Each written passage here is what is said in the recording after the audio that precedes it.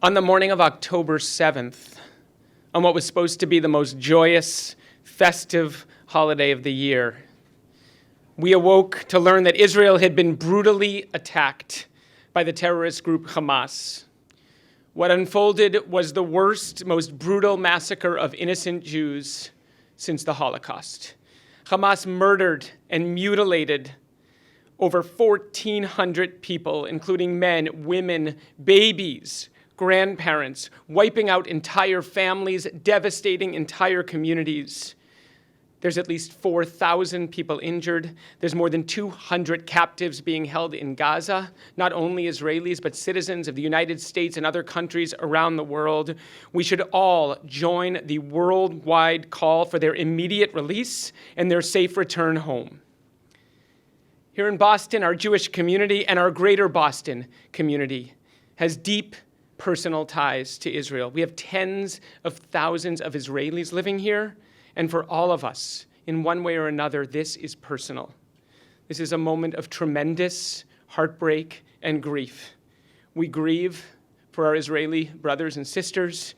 We grieve for this crime against humanity. In our Jewish tradition, we see every human life as sacred, as created in the image of God, and we grieve over the loss of any innocent life at the hands of this inhumane terrorist organization sworn to the murder of Jews and the destruction of Israel. Together with Israel, with the leaders of this country and leaders from around the world, we are also hearing the call of history right now. Israelis are as united as ever.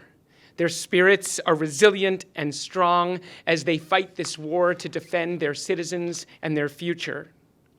Here in North America, Jewish Federations of North America and our North American community has announced a $500 million emergency relief effort. And here in Boston, CJP, together with our partners, with friends from across this community, has mobilized to do whatever we can to help. Today, just 18 days since Hamas terrorists attacked Israel, I announce with extraordinary gratitude that CJP's Israel Emergency Fund has raised so far $45 million. This historic level of support has come from nearly 5,000 donors, with gifts beginning at $2 and extending up into the millions. I could not be prouder today to say that I am from Boston and to say that we stand with Israel and we stand together for our shared humanity.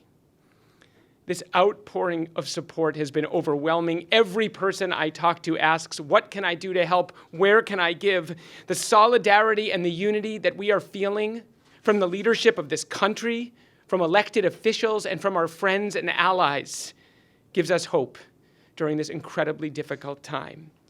And it's especially meaningful right now because as Israel is fighting this war with Hamas, here at home we are seeing a shocking and frightening rise in hate against Israel and hate against Jews, both here in this community and across the country, with people marching on college campuses and in the streets of Boston, denying this attack and defending and celebrating Hamas.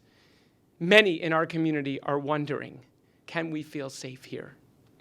And that's why all of the expressions of love and support that we are receiving from so many across this community, and every single gift to this emergency fund, no matter how large, is a reminder to all of us that we stand together in this incredibly challenging time, that we are united in our fight against terror and in our fight for humanity. Together, we will build a world of compassion, goodness, and light. Thank you. I'd now like to turn it over to my colleague, Dr. Sarah Abramson, who will share a bit more about the fund and the impact it's already having.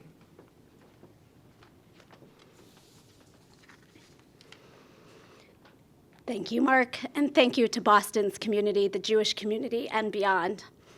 Together with a task force of 8 volunteers, I have the sacred responsibility of distributing this unbelievable generosity to and from our community, to the people, the places, our friends, our family in Israel that need it the most.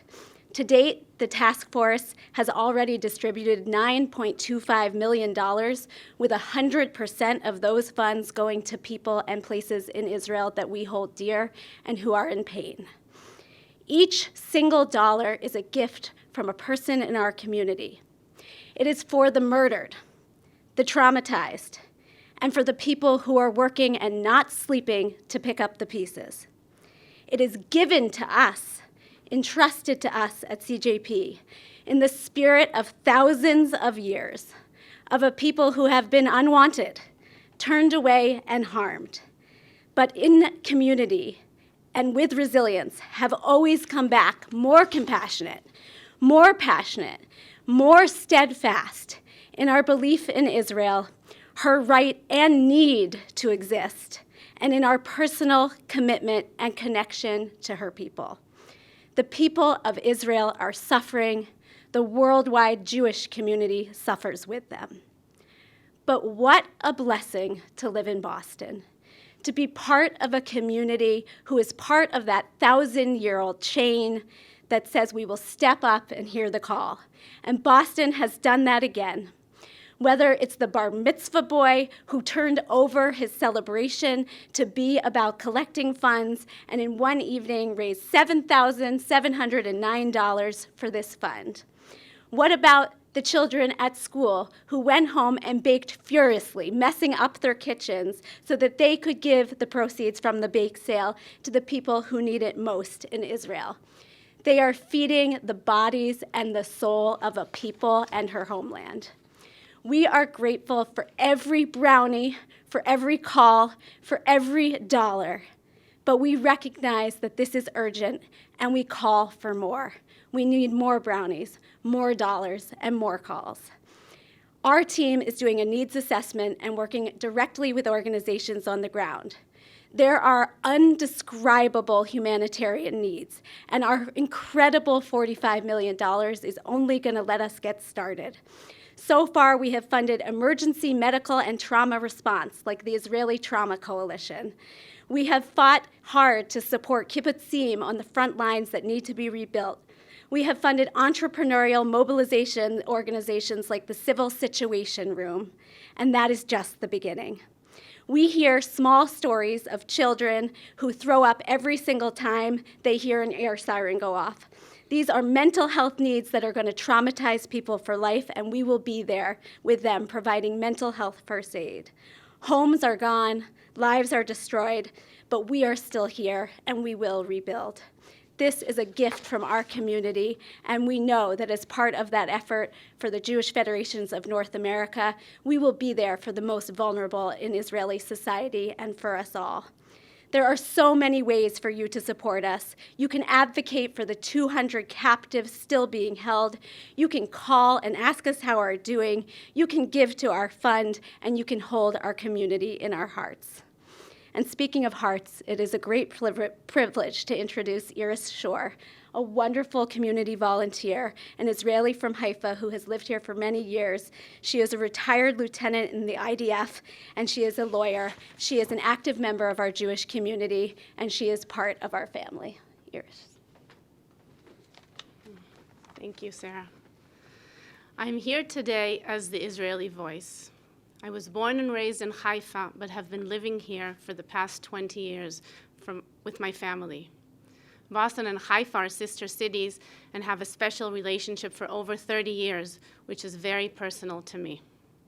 Today, I'd like to represent all my fellow Israeli citizens living in Israel and Greater Boston and thank CJP for your heartwarming support and generosity for our people and for our beloved country, Israel.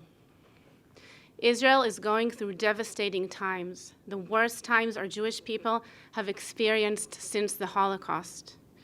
A little over 2 weeks ago, on October 7th, evil terrorists attacked our homeland, murdering and abducting innocent civilians, including babies, children, women, and elderly. Some of them are Holocaust survivors. They murdered and tortured our people in unimaginable ways. No words can describe the horrors our friends and family have endured and are still experiencing every single day.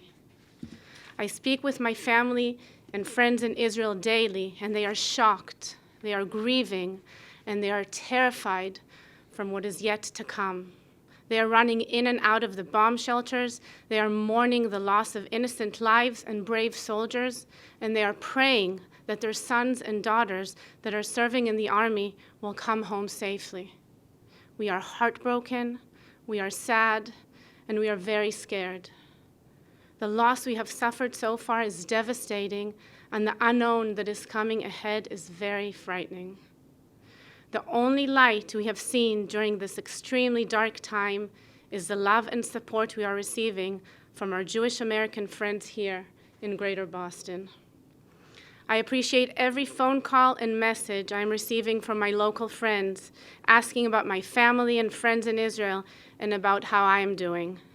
And I know my Israeli friends here feel the same. In addition, we are extremely thankful for the historical amount of funds that CJP has been able to raise in a very short period of time. These funds will generously support people in Israel in many meaningful ways, and we are full of gratitude. We feel your love, we know you share our pain, and that you are mourning with us, and we are extremely grateful for your generous support. One cannot go through these types of challenges without a good friend, and we feel lucky to have your strong friendship during these difficult times. Your love and support will keep us strong and will allow us to prevail. Toda rabba ve'am Yisrael chai.